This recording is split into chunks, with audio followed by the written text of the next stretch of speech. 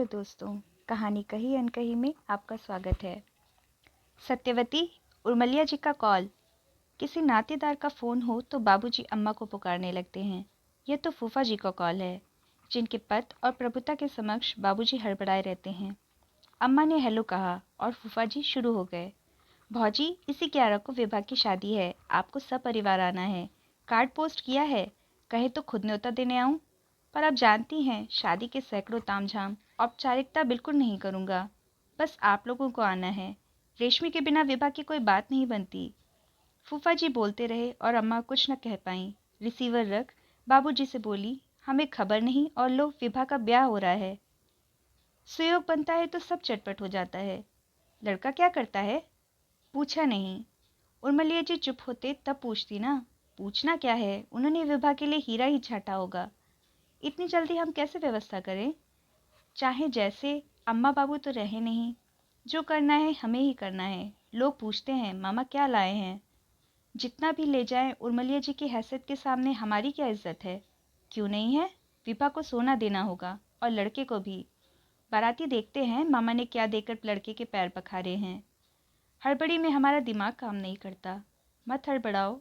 रेशमी के लिए जो अंगूठी खरीदी है विभा को दे देंगे। मनोरथ की अंगूठी से लड़के के पैर पखार देंगे। अंगूठी प्रसंग पर अम्मा का दिल भर आया। सोचा था पहले रेशमी का ब्याह होगा। भगवान हमारी अरज कब सुनेगा? सुनेगा। मनोरथ स्वस्थ हो जाए। अपने बीमार पिताजी को देखने गया और खुद उसे पी लिया हो गया। रेशमी की उससे बात नहीं होती क्या? होती होगी, मुझे बहुत नहीं बताती। सुशील लड़की है। मनोरथ प्रसंग पर रेशमी का दिल भर आया। नहीं कह सकी। बाबूजी, इधर कुछ दिनों से मनोरथ का सेल फोन स्विच ऑफ रहता है। ईमेल का जवाब नहीं मिल रहा है। जानती है रेशमी कि अम्मा ने बड़े अरमानों से 2 अंगूठियां सहेज रखी हैं। यदि मनोरथ के पिताजी अनुमति देते हैं तो सगाई की तैयारी करनी होगी। लेकिन वह अंगूठी अब विभा के हाथ में सजेगी। ओह! रेशमी ने मनोरथ से पूछा था, बताओ अनामिका में ही अंगूठी क्यों पहनाते हैं? अनामिका की शिरा सीधे दिल तक जाती है। लोग अंगूठी पहनाकर अपनी प्रेमिका के दिल पर कब्जा जमाते हैं। कब्जा जमाने की बात करते हो, पहले अपने घर में तो बात करो। इस बार घर जाऊंगा तब माँ से कहूंगा तुम्हारे इस इकलौते लाडले को ठीक सुबह 9 बजे स्कूटी पर सवार होकर कॉलेज जाने वाली मास्टरनी पसंद है। उससे शादी करूंगा या फिर कुंवारा रहूंगा। वाह, क्या अंदाज है। अंदाज अच्छा है ना? रेशमी, ऐसा ऐतिहासिक प्यार न देखा न सुना। पहले तुम्हारे बाबूजी मुझ पर फिदा हुए, फिर तुम। पर मनोरथ, तुम्हारे पेरेंट्स भी मुझ पर फिदा हो तो बात बने। शहर की सीमेंट फैक्ट्री में बाबूजी बरसों से फोरमैन हैं। फूफा जी इसी फैक्ट्री में इंजीनियर थे। वे यूनियनबाजी करने लगे। प्रबंधकों ने उन्हें अन्य शाखा में भेज दिया। उन्हीं दिनों बाबूजी और फूफा जी ने हाउसिंग बोर्ड के मकान वाजिब दरों पर खरीदे थे। बाबूजी अपने मकान में रहने लगे। फूफा जी को फैक्ट्री कैंपस में मकान मिला था। उन्होंने अपना मकान किराए पर दे रखा था। उनके मकान में मनोरथ को रहते हुए 2 वर्ष हो रहे हैं। जब वह नया नया आया था, बाबूजी ने उसे डिनर पर बुला लिया था। अम्मा ने बड़े शौक से खाना बनाया और पुरानी मेज पर सफ़ेद धुला मेजपोश बिछाकर परोसा। बाबूजी यूं ही पूछने लगे, मनोरथ, मकान पसंद आया? मकान तो एक जैसे होते हैं, खाना ज़रूर पसंद आया। मनोरथ के बड़प्पन ने बाबूजी को लूट लिया। उसके जाने के बाद कहने लगे, मनोरथ सीए है। सुनते हैं इसने इंटरव्यू ऐसा दिया कि पूरा पैनल दंग रह गया था, इसलिए इसे बहुत अच्छे पैकेज पर नियुक्ति मिली है। इसके काम करने के तौर तरीके को देखकर मैं कह सकता हूँ एक दिन यह जीएम बनेगा। अम्मा चूंकि रेशमी के विवाह के लिए चिंतित रहती थीं, उनके मुंह से निकल गया, यदि रेशमी के लिए ऐसा गुणवंत लड़का मिल जाए तो। बाबूजी मुस्कुराए। तुम औरतें आशावादी होती हो, हमें चांद सितारों की बात नहीं करनी चाहिए। वह बहुत बड़े घर का लड़का है सत्यवती। उसके पिता के पास बड़े बड़े लोग प्रस्ताव लेकर पहुंचते होंगे। मेरा हौसला नहीं होता उनसे फ़ोन पर बात करूं। मनोरथ का कुछ रुझान पता चले तो हम आगे की सोचें। रविवार को मनोरथ को लंच पर बुलाओ। ठीक कहती हो। रविवार को मनोरथ ने खाना खत्म कर थोड़ी देर रेशमी और उसकी छोटी बहनों से बात की। मुख्यतः वह रेशमी से बोलता रहा। कंप्यूटर इंटरनेट ने काम सचमुच आसान बना दिया है। रेशमी जी, आप इंटरनेट का उपयोग नहीं करती? करती हूँ। अब तो ऑनलाइन फॉर्म भरे जाते हैं। जब ज़रूरत हुई साइबर कैफ़े चली जाती हूँ। दिन भर मैं फैक्ट्री में रहता हूँ। मेरा कंप्यूटर खाली रहता है। मैं चाबी आपके घर में रख जाया करूँगा, जब चाहे कंप्यूटर पर काम करें। पर संकोच न करें, मैं आपके घर खाने में संकोच करता हूँ क्या?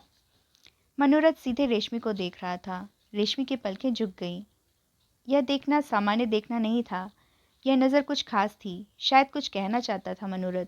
मनोरथ के खाली घर में कंप्यूटर पर उंगलियां चलाते हुए रेशमी ने जाना कंप्यूटर कितना चमत्कारी है। ईमेल से भावनाएं प्रेषित करते हुए नज़दीकी बनी और दोनों का रिश्ता एक मुकाम पर पहुंच गया। उस मुकाम का अनुमान बाबूजी ने लगा लिया था और वे समझ गए थे कि वो वक्त आ गया है जब मनोरथ के पिता से फ़ोन पर निवेदन कर प्रस्ताव लेकर विधिवत उनके पास जाया जाए।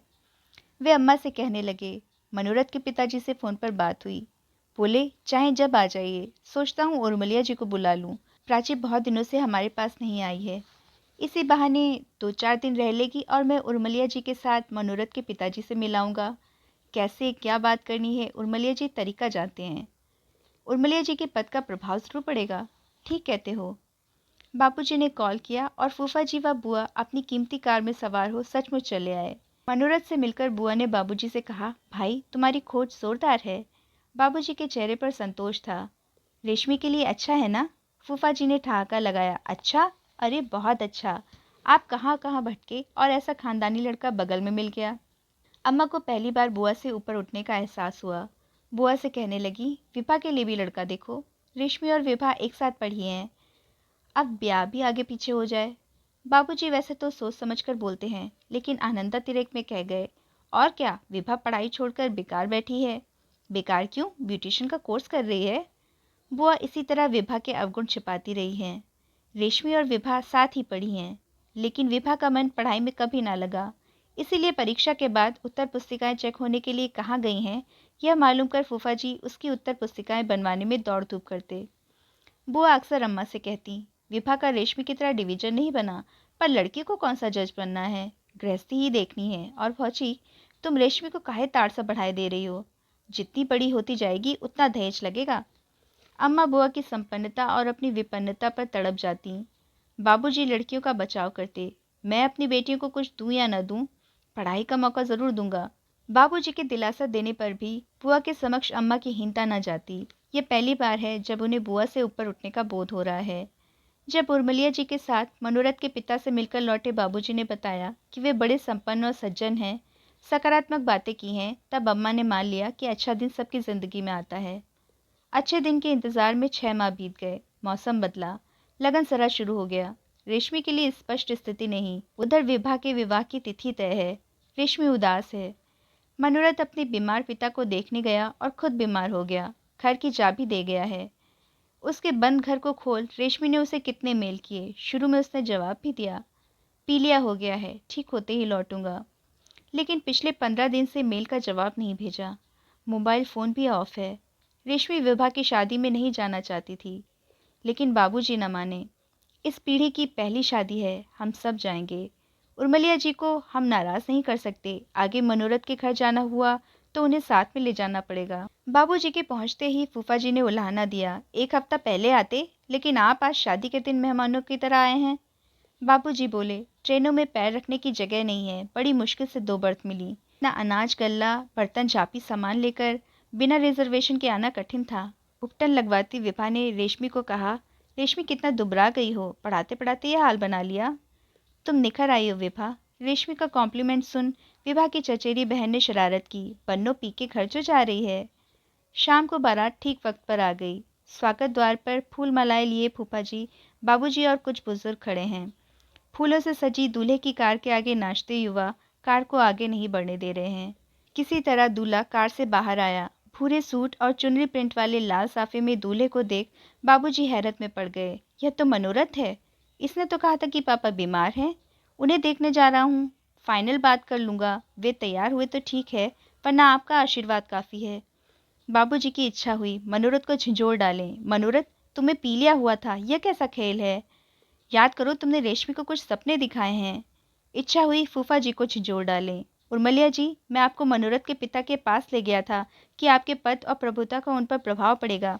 यह कैसा प्रभाव है? अब कौन विश्वास करेगा रिश्तों पर? आपने फैक्ट्री में खुराफात की, ट्रांसफ़र किए गए, अब घर में खुराफात।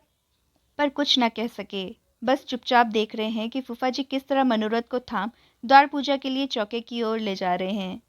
बाबूजी की ओर देख तक नहीं रहे हैं।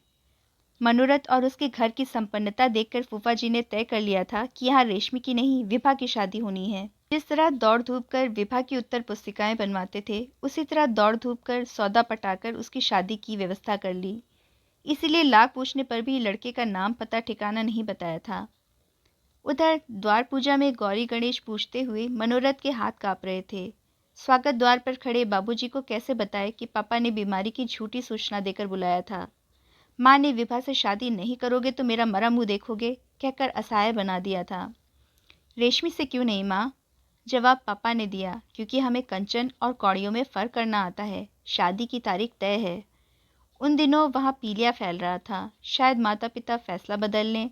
इस इंतज़ार में वह मोबाइल पर रेशमी को बताता रहा कि पीलिया के कारण अभी नहीं आ पा रहा है। पर जैसे जैसे विवाह की तिथि समीप आती गई, उसने रेशमी के मेल के उत्तर देना बंद कर दिया। मोबाइल से सिम कार्ड निकालकर फेंक दिया। उधर दूल्हे के स्वागत में बुआ के साथ खड़ी रेशमी को कल्पना भी न थी कि मनोरथ यहाँ इस तरह मिलेगा। उसने मनोरथ के साथ जो सपने देखे थे वो विभा की आंखों में फलीभूत होंगे। यह फूफा जी की कौन सी कूटीती है? मनोरथ का कौन सा अंदाज है? लगा विभा हंस रही है। रेशमी, तुम पढ़ी लिखी ज्ञाता मुझ पूरक वाली से जीत नहीं सकोगी। मंगल गीत गाती महिलाओं के समूह के ऊपर मूर्छित होकर ढहती रेशमी एक विशाल काले अंधेरे वृत्त में समाती जा रही थी।